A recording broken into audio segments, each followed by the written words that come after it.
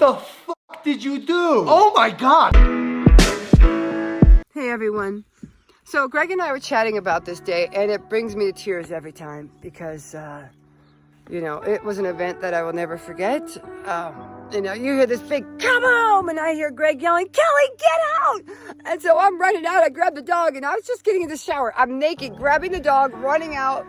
He's already got the propane tank turned off, running back in. I'm like, no, don't go back in. I'm curled up with the dog, and I don't know what's happening at this point, right?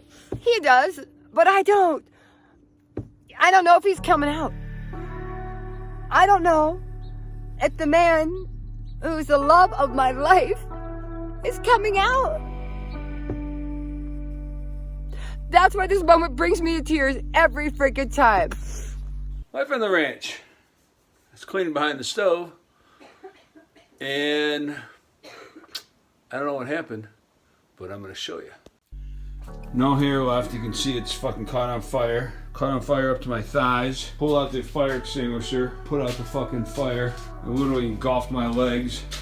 Kelly grabbed Vegas. I grabbed the fire extinguisher, fucking put it out. He comes out, and I'm just like, oh my gosh, I can hyperventilate just even thinking about the moment. You know, I'm pretty tough. Someone's coming at me, I can defend myself. But the man you love running into a building that you don't know what's going on and he might not come out, that's not a place I ever want to revisit. What the fuck did you do? Oh my God. I'm watching this dude limp around the house today. I'm like, are you okay? Like, what happened? The bottom part of the stove literally caught on fire, blew up. But here's what happened. On the propane stove, it was using this type of copper plumbing for the gas line, which you're not supposed to do these days. Back when this was built, apparently it was okay. It had a little bend in it, like a 90-degree, kind of like this. But over time, from people moving the stove in and out, back and forth, it got a bend like that. Well, Kelly and I moved it out. Right here, from us moving the stove in and out, it created a little hairline crack just like that. The propane was seeping out of it, collecting at the bottom of the stove. We pulled the stove out to clean behind it at like 7 in the morning. I lit to make the coffee at like 7:15, 7:20. So lucky for us, there's only about 20 minutes of propane coming out of this little crack. Had this been something where we waited several hours, first of all, we probably would have smelled it when we walked in. We didn't smell it here because all the propane was sitting down low. But check your lines. If you got a copper line like this, replace it if you value your life. It's not like you need it to walk or run or anything else. Think of the content. I got an axe. Text you, Logan, I'm taking my leg. And all of a sudden I just start fucking hacking. Even if he has to get his leg surgically removed, he's gonna do it himself. You might need a skin graft from your butt. I don't really have much of an ass, so we're gonna have to go somewhere else. Listen, let's do Lana, because if I have some of Lana's ass on my leg... Can my dad borrow a piece of your ass for a skin graft? Only if he cooks me some rattlesnake next time. You know, the reality is that his leg got fried. You know, these pictures show some pretty graphic stuff, but it got worse even than what you see there. He had no skin left on his calf at all.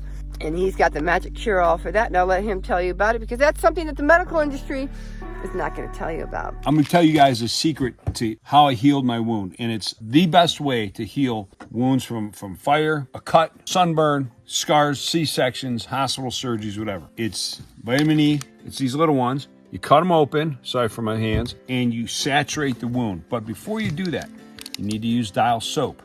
Dial soap is an antibacterial soap. When I caught on fire, my routine was, got in the shower, got wet, saturated the wound with Dial soap, covered it with the Dial soap, let it sit for about a minute, rinsed it off, washed it again, came out of the shower, patted it, and then I let it air dry. And then I saturated it with the vitamin E tablets.